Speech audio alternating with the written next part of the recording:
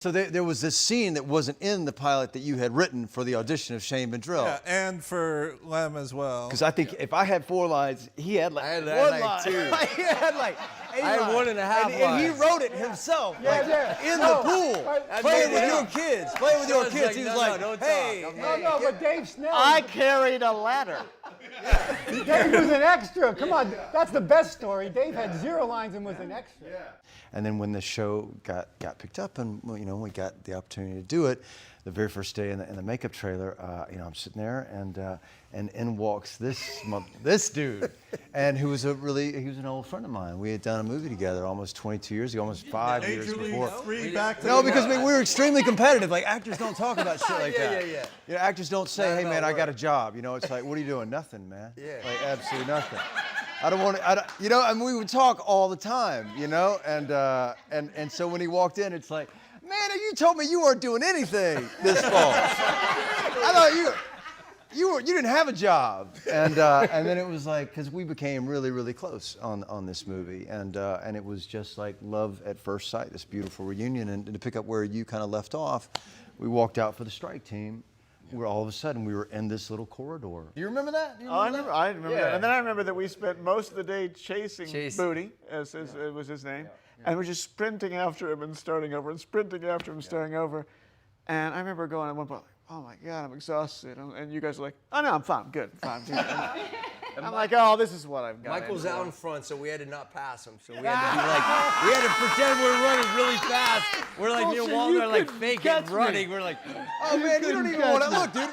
We had a bet. We had a bet for $100 worth of coffee. Yeah. And I had my boots on, and I beat you. You beat me because I slid on the sand. Always. My first step out of the gate, my foot shot out from And under I me. was smoking a cigarette when you did it. I was like, literally, like, I could beat you. Bullshit, And I just, like, bullshit. I said, See, I could beat this you is in what a I race. had to put I up could with beat you for right now 7 with these years boots of on. this shit. God, that's. You know what else happened that day? That very first day, it was an incredibly sun-kissed California day. This is a little footnote for the fans, because people freaked out about Vic Mackey's shades. I had no glasses on in that scene. And it was so bright that I needed glasses and no one had anything. So I walked into the bodega that we were shooting next to downtown and bought a $5 pair of Polo Sport glasses, and those were his glasses. And we were joking about, man, we're fucking LAPD, man. This is cops. Yeah. We're cops, and we were just kind of playing around with Kenny, and a cop came up and he said, "Take off that fucking badge, put it in your pocket." And I said, "Yeah, man, but we're doing a show about cops." He said, "Put it in your fucking pocket." To Kenny and I, and he said, "There's a hit on a cop right now in downtown Los Angeles. Take off the badge and put it in your pocket, actor." And it grounded it. It's like, wow, man, this is for real. Yeah. We have a real opportunity to do something here. I burned the Armenian money, right? I go to a Lakers game and he's down below, like on the freaking floor, and I'm like up a little higher with the execs from FX. And during a break, I get stopped by these like 8 huge guys who start fronting me on why I burned the money. But they're not joking. They're like pissed off. And you came, I don't know if you remember, but you came walking up to see if I was okay. You go, everything okay? There were these guys, and they just stood right around me, say, I remember. Do you remember that? You say, you okay, KJ? I'm like, yeah. I said, I didn't write it. I go, if it was me, I would have never burned it. I go, I'm serious. I wouldn't have burned it. Well, it's crazy the things we had to because they defend. got me nervous. They're huge, and I'm like, That's dude. great. We could just write shit, and then people think Jay's a cat killer for the rest of the time. That's the brilliance of it. They get so invested I had that people scream at me in the street to this day, "Sweet butter!" And I'm like, ah. You have this way of looking into people's souls, and it freezes you sometimes. Like I would take every opinion seriously, but Cece was the only one that I would really worry about if she said there was something in the script she didn't like. That was the one where I was like, "Oh, wait a second." I do remember, I have to say, when I met with the writers, like in between seasons, and we would pitch ideas out, I think I said, I pitched out like, whatever, 7 or 8 pages of ideas, and I said, whatever you do, don't write me with CCH, because I go, she's so good. Well, like you say, she sucks your soul out. She looks through you. I was scared to death, dude. And I remember they gave me, like in the Glenn Close, when I met her for the first time, I started a scene with you two, and it was one of my first times that I actually had something with you, and I was so nervous. I'm like, CCH is so freaking good, man. But you know, there's that. You know what's funny about? that- Oh, I'm sorry. Go ahead. No. It's just you have that amazing presence. That What's scared rea- me? I keep interrupting you. I'm sorry. No. What's really? So, anyways. No, but really, I want to get back. Do you though? Do you No, but no. The first time I met her, though, I want to say this. No, go ahead. The funny thing about this is she came in, and she could have been from any town, USA, any place, and it was a long time before I realized that you are a little English schoolgirl. I know. And I'm just hearing the suck the soul out, little English schoolgirl. You know, I look back so fondly at those underdog days when we had no money, when what is FX, and we're sort of doing everything. 100%. But then the reviews start coming out, and then Emmy nominations start coming out, and then somebody in this room, I forget who, wins an Emmy, and then Golden Globes. It was a crazy year, and we went from underdogs to sort of celebrated. And what do you guys remember about that transition? I mean, Kenny, I hope you don't mind me saying this, but when we won the Golden Globe, I'll never forget this. We went up on stage, and it was such a huge thing. And we were walking off stage to go to the reporter's room, and Kenny was sobbing his eyes out.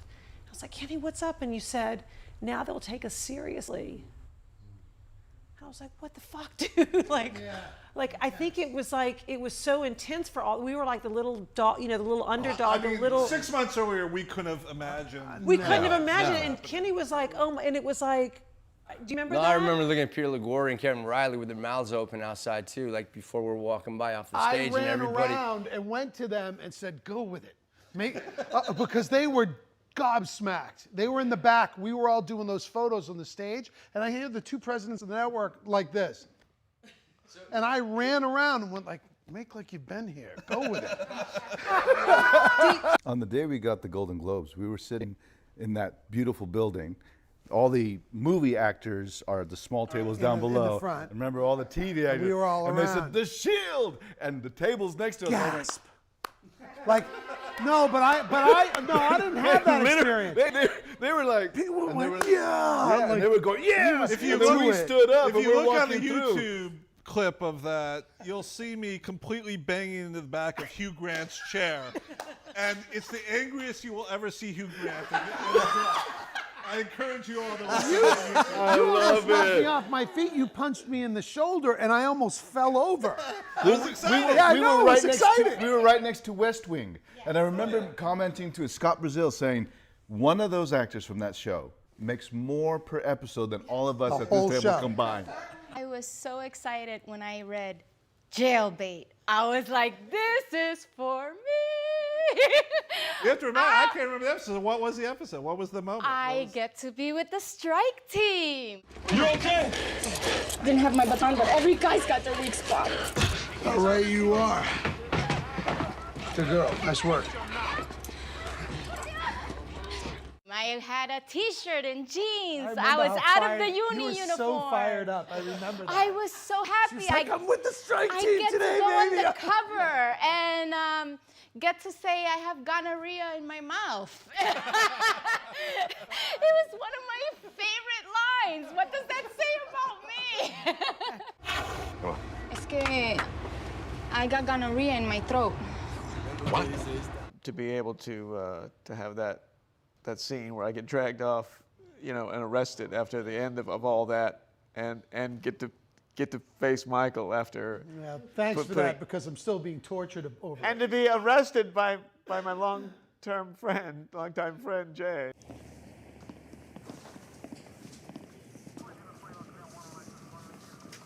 Ronald Everett Gardaki, you're under arrest. For what? The last 3 years. I would say that at least once a month, somebody on Twitter just sends me a hashtag FreeRonnie. FreeRonnie. Yeah. FreeRonnie. Favorite scene or moment? Is it the strike team watching you sing "Hungry Like the Wolf" in your car? You know, I'll tell you. If you put that on and I watched it right now, I'd blush. Whenever I see it, I get a little red. I mean, it's still embarrassing to me after. No, it's Dragon Chasers. That's Season that's, 1, yeah. episode 9, I think. Yeah, Dutch. Yeah, great job, man. First of all, one of the funniest things I've ever experienced was when Forrest Whitaker came into the set one day, and you know how he is. He's just a little, and he was brooding, and he was so upset. And I go, "What's the matter, man?" And he looks at me and goes, "They hate me. They hate me, and they love you. They yell at me in the street." I was like, "What?" He goes, "They say, leave Vic alone. I'm IA. You murdered a guy." And he was just confounded that they hated Listen, him. we as writers are confounded. I talk to the writers all the time, like, we're going to create a character that the audience really won't know who to root for. That we're going to create a character who's right about this and goes after Vic. And we're about 3 episodes into the airing of it, and it was very clear they were not confused. No. They wanted Vic back to get away with it. Yeah, absolutely. Which I didn't fully understand. Crazy. I was like, Crazy. That was my first conversation with Forrest. He shows up that day and he goes, "Okay, so how does this work? How come they hate you?" And I said, "I don't know, but they've always hated me." Really? But he killed a guy. Yeah. On the first day we had that conversation. Wow, that's funny. He brought it up to me on the first day too. He goes, I don't understand. He goes, people don't like me. He goes, they just love Vic. They'll do anything. They don't like me. He goes, I'm doing the right thing. He says, I'm doing the right thing. I'm doing everything right. And I'm like, I know, man. And those feelings brought such intensity, especially as that storyline came together, and it got intense. It's a fight scene at the last day of Kenny's, which Michael totally messed up, and Forrest got upset. Don't mess tell up. the truth. Listen, what happened. Don't start with me. I know what happened. I was there. Right. Well, I was you watching, don't know. so was Obviously, everybody. you can't say I had anything to do with it. We had to miscommunication. we had to run at each other. Listen, Stephen K was directing. He said, "You guys run up to each other and just get to each other and stop." So we were running at each other, and I went to crouch down and catch him as we ran into each other. And as in that microsecond, while we're running at each other like two Brahma bulls ready to kill each other. You forgot that you weren't playing football. He lowered his head. No, Forrest lowered his head. He's 6'3", 6'4". That's right, and I'm 5'9" in my birthday, so I was all the way down here. So you went up. No, I didn't. Look at the tape. I went down around his guts, and he ducked his head down, and his shoulder went into his face went into my shoulder. And as soon as we made contact, I grabbed him, and I was like, "Oh, man, are you all right?" And he was, he's mumbling to himself. He's saying something like, "Man, I couldn't understand what he was saying." And then all of a sudden, he took a step back and went, bang, and pasted me right in the teeth. And I got really pissed. But my old self would have jumped him. But I was pissed, and I walked off set. And Video Village was literally over 100 yards away. No, I was there. Do you really not remember what you said? Because I remember it very I remember vividly. what he said. I don't remember what I said. I was in. Well, now I'm bleeding. No, but he said, no. He said, I told you, no contact, that we were gonna stop. I told you 3 times is what he said. Yeah. So his thing is like, because he does martial arts for like 20, 30 years. He says, if I wanted to, and he was trying to show you, like I do in Kung Fu class, you can punch right and stop, but he went just a smidge far, and it nicked you, which I've done to people too before, and I'm like, fuck, I'm so sorry. Nicked me, split my lip. Well, I know, but I've done the same things by accident, but I don't think he meant to do that. If he didn't. Well, really, no, he didn't mean yeah, to. you know that. He was didn't trying mean to take show my you head off. No, I that's could control why, it. Listen, It wasn't I don't care about any of it. At the end of the day, what we're talking about is how intense this thing became. And we had this flair where we were 2 guys, 2 actors. There was a miscommunication. Now there this was. physical thing happened. And it wasn't anybody's fault. I think initially he thought that I had done something on purpose. Yes. And it was a total miscommunication. It was an accident, and it was clear. And after, it took 3 days for us to cool down, but when we spoke, it was all cool. We made the show for 7 years. We finished filming 11 years ago. That's 18 years of being a family, really. And we have gone through the highest of highs and the lowest of lows. You know, we had 2 writers on the show who met each other and got married and have a kid, Liz Craft and Adam Fierro. We had a writer's assistant whose job, part of his job, Evan Bleiweiss, who eventually got to do a freelance episode, one of his parts of his job was to drop off the old VHS tapes at Fox TV Studios, where he met a young assistant named Caitlin, who they eventually got married and they had kids. You know, we lost Scott Brazil. You know, there's an actor that was important to the show that is not here today, Michael Jace, who, you know, years after the show ended, you know, got in a domestic dispute, shot and killed his wife, left behind 2 young sons. We've seen the highs, we've seen the lows. What is the legacy of what we've gone through together for the last 18 years? Family. Love. Life. That's it. Family, yeah. We became a family. And the ugly parts are included. But family, yeah, I mean, I gotta say, for me, it's the first time I created like family in my life, and you guys were like, again, effortless. It was like I breathed my air through you. I felt like I could actually be myself with you, and through your writing is when I could feel like I was at home. So leaving it for me was a very difficult thing, because it was a family that I breathed in, but I realized that you're all really there. I'm not really dead. We'll be with each other forever, and I knew that from the beginning we were doing a piece of history that everybody stood behind, FX. But I think we had bonded so tightly that your demise was devastating. We did things that other shows are now scrambling to catch up to. And now you can actually go into a show with a lead actor who doesn't have an end contract, because somewhere along the line, we're gonna switch up, you're gonna die, you're gonna fall out. And now it's like across the board. There's 1,000 shows that you could look at and you go, they took it from the Shield. Yeah. Yeah. And The so, influence is there, which is very the greatest maverick. flattery in the world. Kathy and I, our daughter Haley is 18 years old now, getting ready to go off to college. For a long time, she wanted to see The Shield. And I, you know, and Kathy both were like, it's not appropriate for you. And when she was like 14 and a half and had seen some, you know, rather sophisticated movies, and I thought had some sophisticated opinions about them, I felt like maybe it was the right time. She wanted to see her mother on screen. She wanted, you know, to see this thing that she had heard all about. And it took about 3.5 months. I said, you know, I'll let you watch it, but only if I watch every episode with you, because there are going to be things I'm going to want to explain along the way, and things I'm going to want to put in context, and you're going to see a lot of bad behavior, and I want you to understand that it's bad behavior, not things to sort of model, you know, yourself after. And so for 3.5 months, we got through episode after episode after episode, and she never wanted to slow down. She never wanted to stop watching. And we got to the final episode, and the final episode aired, and the Concrete Blonde song played with the homage of everything, and it ended, and there was about 10 seconds of silence, and I could see my daughter crying. Oh.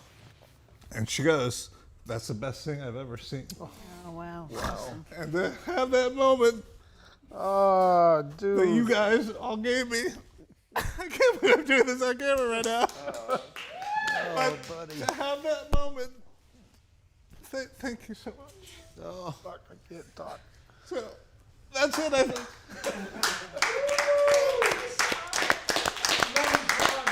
We'll never do anything better.